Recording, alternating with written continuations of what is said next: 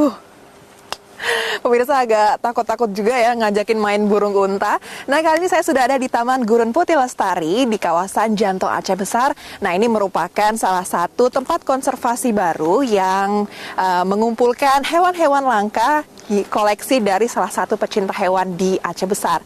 Nah, di taman seluas 60 hektar ini ada banyak sekali hewan-hewan langka yang bisa dilihat oleh masyarakat. Nah, memang taman ini belum dibuka secara resmi untuk umum, tapi antusiasme masyarakat yang begitu besar ingin melihat koleksi-koleksi binatang langka yang ada di taman ini, sehingga pemiliknya juga sudah mengizinkan masyarakat untuk melihat langsung koleksi apa saja yang ada di Taman Gurun Putih Lestari. Cukup membayar 30.000 saja, masyarakat sudah bisa menikmati keindahan alam dan juga pesona-pesona hewan langka, sekaligus teredukasi mengenal hewan-hewan apa saja yang ada di Taman Gurun Putih Lestari ini. Penasaran hewan langka apa saja yang ada di koleksi di sini? Kita langsung masuk ke dalam.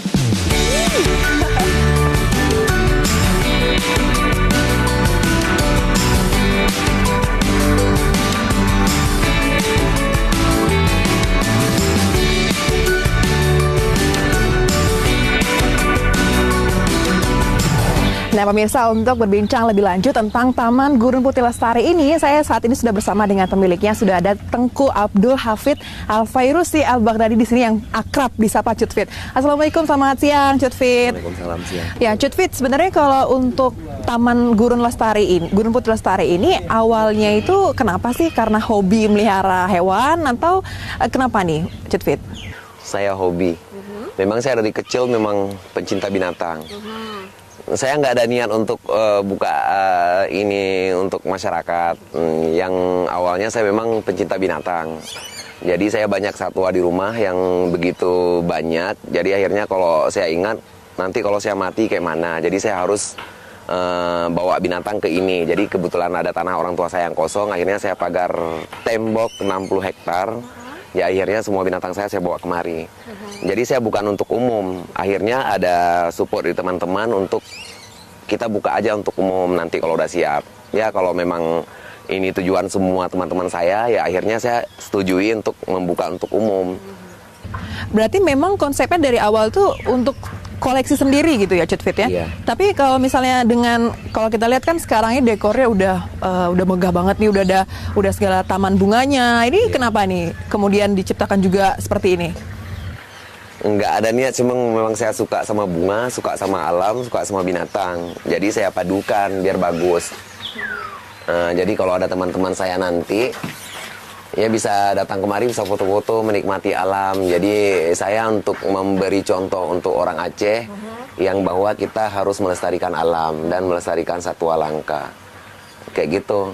Jadi dari rumah memang saya bawa semua kemari binatang-binatang untuk saya biar berkembang di sini. Berarti memang sebagian peliharaan di sini memang sudah dibawa dari rumah gitu ya? Itu khususnya untuk binatang-binatang jenis apa? Kayak rusa sambar, rusa tutul dari India, rusa burung unta, burung emu, Australia, rhea dari Amerika. Itu burung-burung yang terbesar di dunia. Kasuari juga punya. Yang lain masih banyak burung-burung kecil kayak merak, masih banyak merak blorok, merak hijau, merak putih. Cuman putih, biru itu blorok, merak dari India. Tapi kalau yang hijau khusus merak Jawa. Kalau orang Indonesia mengatakan merak Jawa ya. Tapi ada juga sekarang merak Jawa ini dikembangkan di luar. Tapi berarti memang kalau untuk yang dikoleksi ini memang khusus untuk binatang-binatang langka. Nah, tapi kan kalau untuk binatang langka ini biasanya susah didapat. Ini gimana sih untuk dari Cut Fit sendiri? Saya memang dari kecil pencinta binatang, mencintai binatang. Ya semua teman, anak murid abu, saudara, dan teman-teman yang di luar sana juga kalau ada binatang-binatang satwa pasti berikan ke saya gitu. Tanda cenderamata atau tanda pendekatan persahabatan kayak gitulah. Jadi banyak. Ini sekarang saya lagi buat pengurusan lagi untuk mengirim satwa dari Afrika. Dari Afrika. Pokoknya saya pingin dari seluruh dunia lah saya akan mendatangkan binatang kemari, biarpun pemerintah nggak pernah ingin untuk membantu saya. Berarti memang di sini tuh cita-citanya Cut Fit itu untuk mendatangkan hewan-hewan langka dari semua dunia gitu ya, semua negara gitu ya. Negara. Nah, tapi kalau untuk hewan-hewan langka ini kan sebenarnya ada perawatan khusus Cut Fit ya. Iya, Nah, kalau di sini sendiri seperti apa perawatannya? Kalau saya di segi saya pakai dokter hewan dan juga saya bisa merawat binatang dengan sendiri gitu. Jadi Tapi ada kesulitan sendiri nggak untuk ngerawat ini? Beda nggak sama kayak melihara binatang-binatang yang umum gitu? Beda, sangat beda. Kalau binatang liar ini kan kita nggak bisa kita samakan dengan binatang ternak atau dengan hewan-hewan ternak gitu. Jadi kalau misalnya di Aceh ini belum ada untuk manusia atau dokter ya yang bisa merawat binatang-binatang liar ini, susah untuk perawatannya.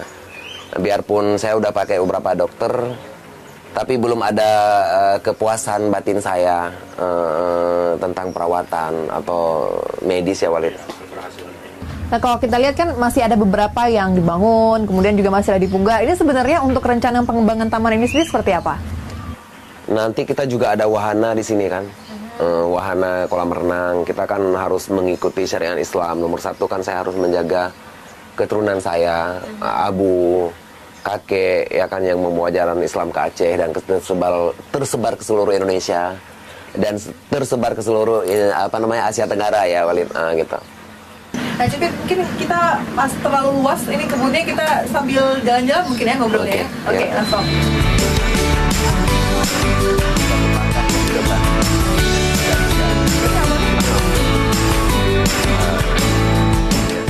Cipit, mungkin kita duduk lagi ya. Kayaknya setaman ini, seluas ini banyak spot duduknya, jadi enak mandang-mandangnya, banyak view-nya yang enak-enak dilihat. Kalau yang kayak di belakang ini nih satwa apa nih? Jenis apa nih, Cipit? Ini bangau. Bangau. Kalau ini bangaunya dari mana? Dari sini, Sumatera, Aceh ya. Tapi kalau misalnya banyak juga nggak sih yang memang dari Indonesia gitu yang dipamerin di sini? Banyak, sebagian ada juga nih yang dari Papua. Ada beberapa jenis kakak tua di Papua, Indonesia kan. Papua. Kalau yang lain kita banyak paru bengkoknya dari impor. Cutfit, ini kan dengan Taman Gurun Putri Lestari ini kan dengan yang begitu besar kan pekerja juga banyak. Nah, kita dengar-dengar ada juga di sini teman-teman yang sudah direhabilitasi dari narkoba. Mungkin boleh diceritain, Cutfit? Kalau anak narkoba ini kan udah dibawa ke rumah sakit, udah ke tempat rehab, kadang-kadang nggak sembuh. Karena kebetulan saya kenal sama orang tuanya, akhirnya saya minta, biarlah anak ini buat saya gitu. Jadi disinilah saya perlakukan anak-anak ini dengan baik, dengan bagus. Akhirnya mereka semua akan meninggalkan itu. Baik, artinya memang kalau kita lihat taman ini juga tidak hanya sekedar tempat wisata, tapi juga menjadi ada nilai sosialnya di sini ya. Iya. Nah, tapi kalau ke depan nih mungkin terakhir, Cutfit, apa sih keinginannya dari Taman Gurun Putri Lestari ini? Kalau saya nanti mulai rezeki dari sini, saya akan lebih banyak lagi membantu orang yang membutuhkan dan yang memerlukan bantuan saya.